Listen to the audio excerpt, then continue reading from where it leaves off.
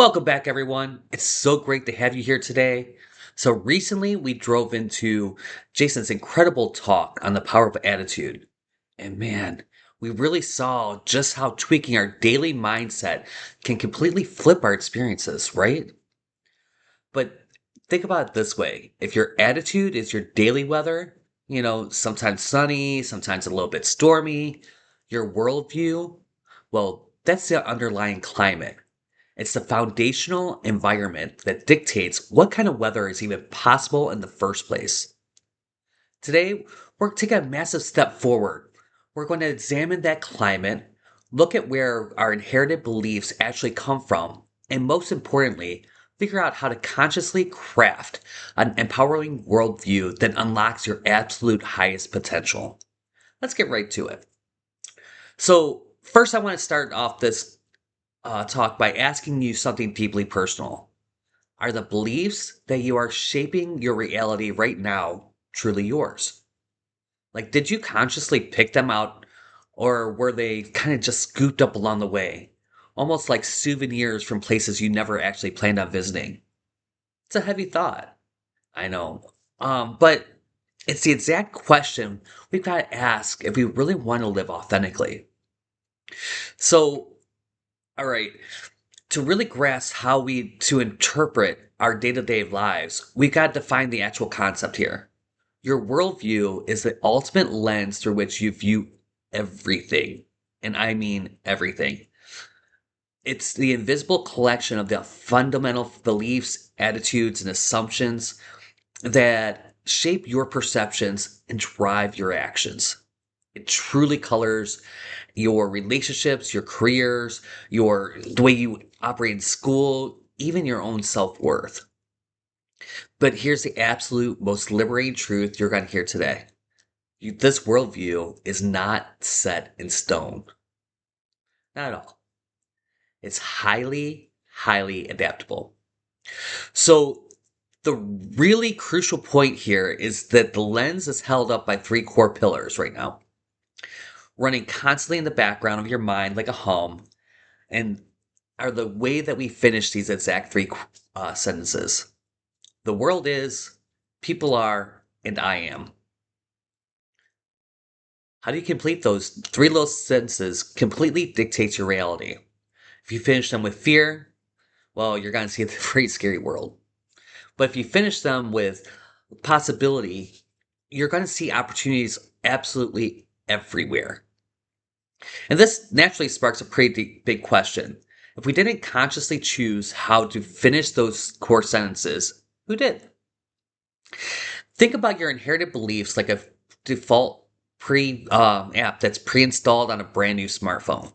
You know the ones. You didn't choose it. You probably didn't even know it was there, but it's constantly running in the background, draining your battery, and subtly messing with how you operate. From a super young age, we just absorb a massive amount of beliefs from our family, from our society, from media, from cultural norms. And we basically download all these expectations without ever giving any consent. We didn't click the OK without reading it. Just look at the contrast between these two ways of living. On one side, we got the default you. And this is honestly like walking around in someone else's ill-fitting clothes. You might be hustling for the big house, the flashy car, that classic white picket fence just because society told you that equals success.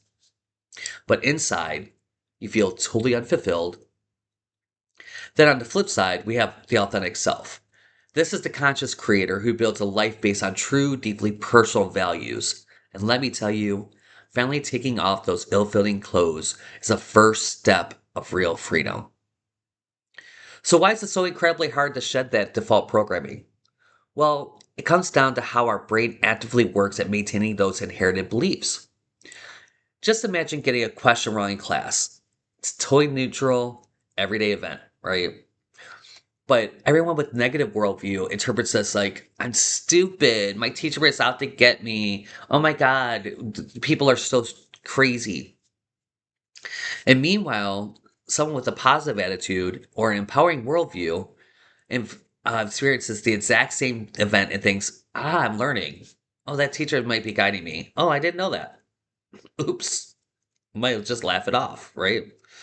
It's a classic phenomenon known as confirmation bias.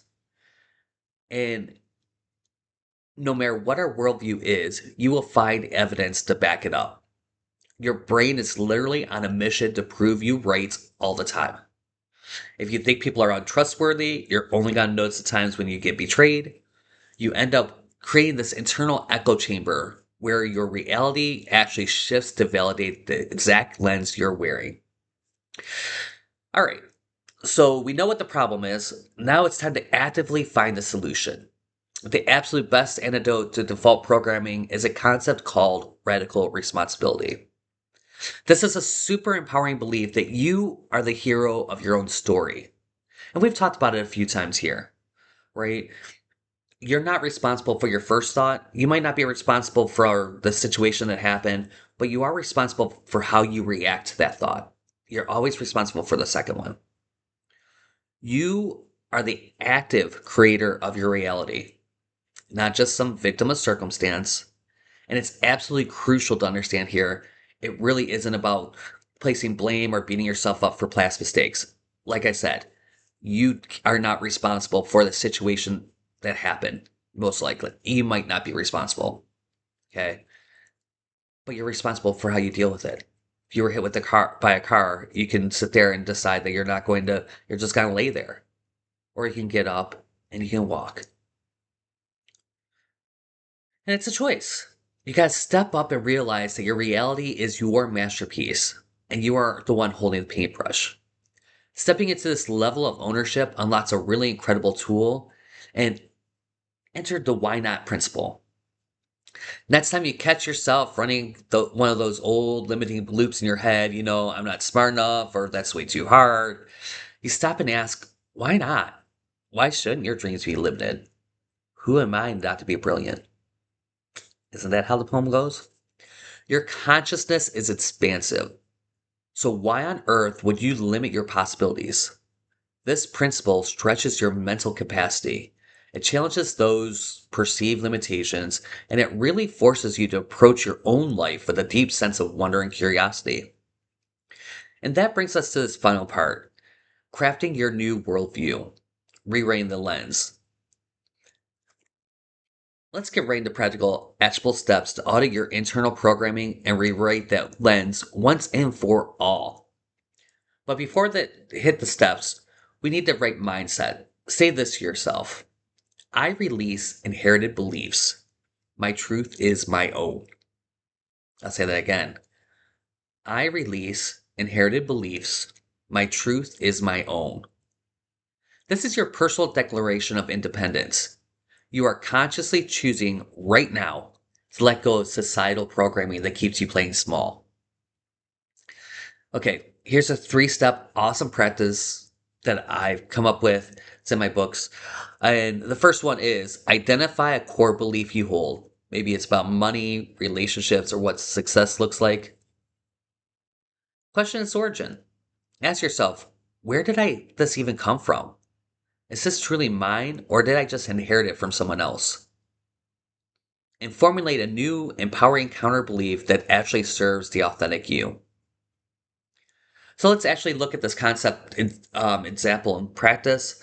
An old default view might be something like the world is dangerous and I am powerless. Now, if you walk around with that lens all day, you are going to be constantly stressed out.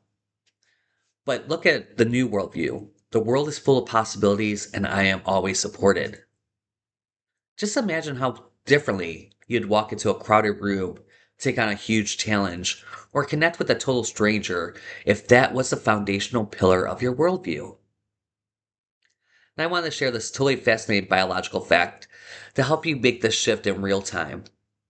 When you get triggered and fall into a negative emotional state, it only takes 15 seconds for the hormones that are creating the physical sensation to flood your body and release. It's neuroscience. 15 seconds. If you can simply notice the feeling without judging it, let the chemicals rush in and then fade out, you suddenly have the immediate space to choose a new empowering thought rather than reacting on autopilot. So And I know that's not easy. Sometimes things are building up, but if you can just notice and let it be, it does flow through. So I'm going to leave you with this final provocative thought today. What empowering belief will you choose to create your reality today? Remember, you are perfect, whole, and complete, just as you are right now. Your worldview is completely yours to design. So step into your authentic self, shed those ill fitting expectations, and actively choose the amazing lens through which you want to experience this incredible life.